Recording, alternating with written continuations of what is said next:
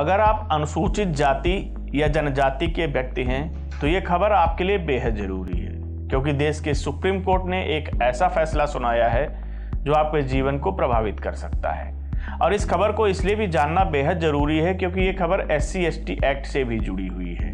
आइए आपको बताते हैं कि पूरी खबर आखिर है क्या और सुप्रीम कोर्ट ने SC/ST एक्ट को लेकर ऐसा क्या कह दिया है कि कई लोग काफी परेशान नजर आ रहे हैं। SC/ST एक्ट में कौन कंप्लेंट फाइल कर सकता है?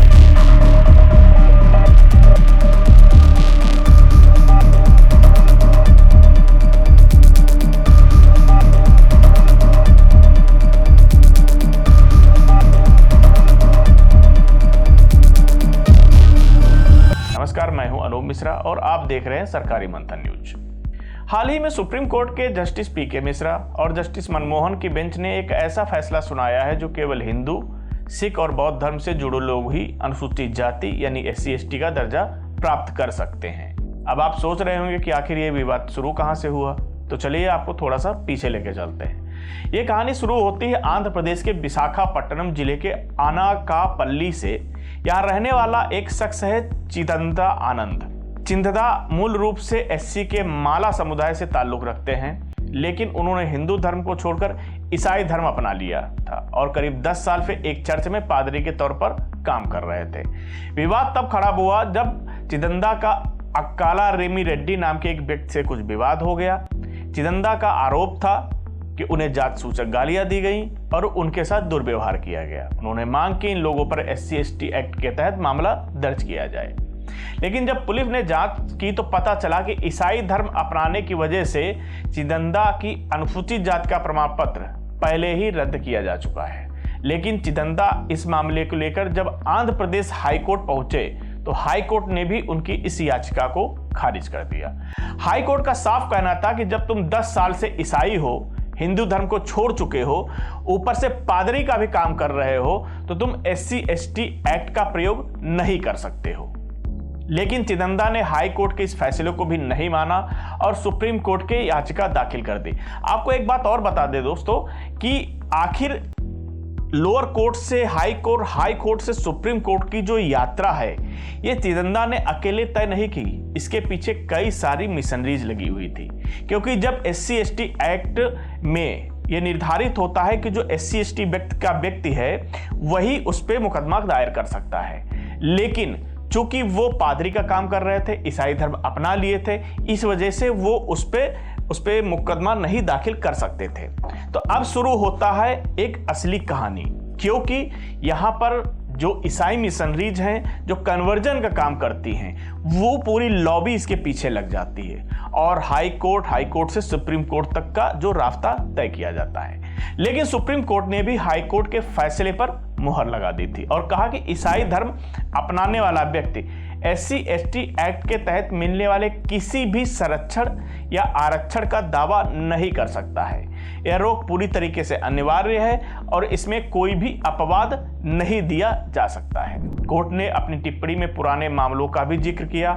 साल 1985 के सुसाई बनाम भारत सरकार केस की याद दिलाते हुए जजों ने कहा केवल लाभ लेने के मकसद से धर्म बदलना संविधान के साथ धोखा है। अगर कोई व्यक्ति ईसाई बनने के बाद वापस हिंदू धर्म में लौटता है तो उसे दोबारा SC दर्जा पाने के लिए ठोस सबूत देने होंगे और अपने समाज की मंजूरी भी लेनी होगी। सुप्रीम कोर्ट ने 1950 के संवैधानिक आदेश का हवाला देते हुए समझाया कि हिंदू, सिख और बौद्ध धर्म में ही अनुसूचित जातियां मौजूद मानी गई हैं। अन्य धर्म अपनाने पर जन्म के आधार पर मिलने वाला यह दर्जा खत्म हो जाता है। कोर्ट ने यह भी कहा कि कोई भी एक व्यक्ति के साथ ईसाई धर्म का पालन भी करे और SC होने का फायदा उठाए, कानून इसकी इजाजत कतई नहीं देता है। जी, आज का जो जजमेंट है वो बहुत ही ऐतिहासिक जजमेंट है। ये जजमेंट ये ले डाउन कर रहा है कि SC/ST एक्ट में कौन कंप्लेंट फाइल कर सकता है। ये दलित क्रिश्चियन के ब्रॉड इश्यू जो पेंडिंग है उससे रिलेटेड नहीं है। ये जजमेंट इतना बता रहा है कि SC/ST एक्ट में जो कंप्लेंट फाइल होती है वो एक व्यक्ति जो SC/ST होगा वही फाइल कर सकता है। हमारे केस में फैक्ट्स ऐसे थे कि जो व्यक्ति था वो 10 साल पहले SC/ST छोड़ के क्रिश्चियन हो चुका था। इसीलिए क्वेश्चन आया कि अगर वो क्रिश्चियनिटी में चला गया है तो क्या वो SC/ST के स्टेटस में रहेगा। अगर वो SC/ST के स्टेटस में नहीं रहेगा तो उस कंडीशन में क्या वो कंप्लेंट फाइल कर सकता है SC/ST एक्ट के अंदर। तो कोर्ट ने आज ये अहम फैसला दिया है और कोर्ट ने कहा है कि ये कंप्लेंट उसने जो फाइल करी थी वो मेंटेनेबल नहीं है। तो ये क्रिमिनल प्रोसीडिंग को रिलेटेड है, ये डिसाइड करती है कि क्या उनकी कंप्लेंट आज फाइल हो सकती थी या नहीं।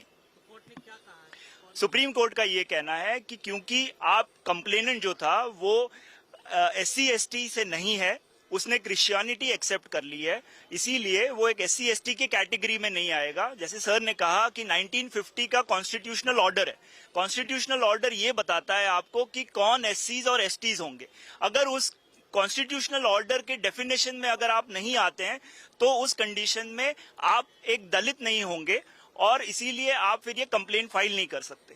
ये line of judgment supreme court के ऑलरेडी हैं कि SC जो कन्वर्ट हो चुके हैं क्या वो SC/ST माने जाएंगे कि नहीं, इसको लेके कॉन्स्टिट्यूशनल बेंच के जजमेंट्स भी ऑलरेडी हैं जो इसी पॉइंट को अफर्म करते हैं। तो इसीलिए आज का जजमेंट जो है वो पहले के प्रीवियस बहुत सारे जजमेंट्स, कॉन्स्टिट्यूशनल बेंच जजमेंट्स को रीअफर्म कर रहा है कि SC/ST कौन होगा।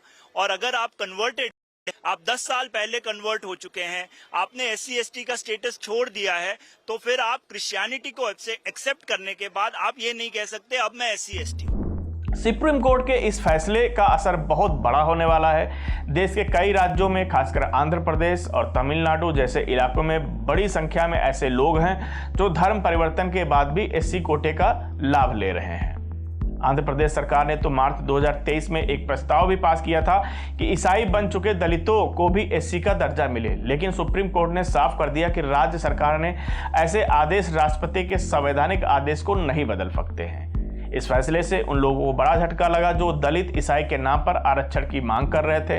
वहीं दूसरी ओर जानकारों का मानना है कि इससे आरक्षण के मूल स्वरूप की रक्षा होगी और फर्जी सर्टिफिकेट के जरिए लाभ लेने वालों पर भी लगाम लगेगी। फिलहाल केंद्र सरकार ने भी KG बालकृष्णन की अध्यक्षता में एक आयोग बनाया है जो इस पहलू की जांच कर रहा है, लेकिन सुप्रीम कोर्ट ने इस ताजा रुख ने स्थिति को काफी हद तक साफ कर दिया है।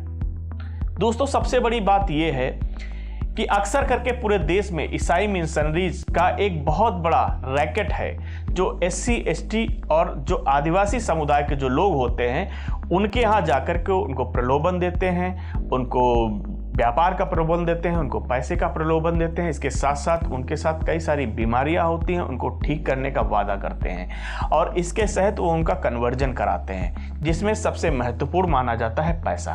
अब पैसे के बल पर जो ईसाई मिशनरी में चले जाते हैं तो सुप्रीम कोर्ट ने यह माना है कि आखिर जब आप हिंदू धर्म को छोड़ दिए हैं तो आप उस लाभ को नहीं पा सकते हैं जो हिंदू धर्म के लोगों को मिलता है।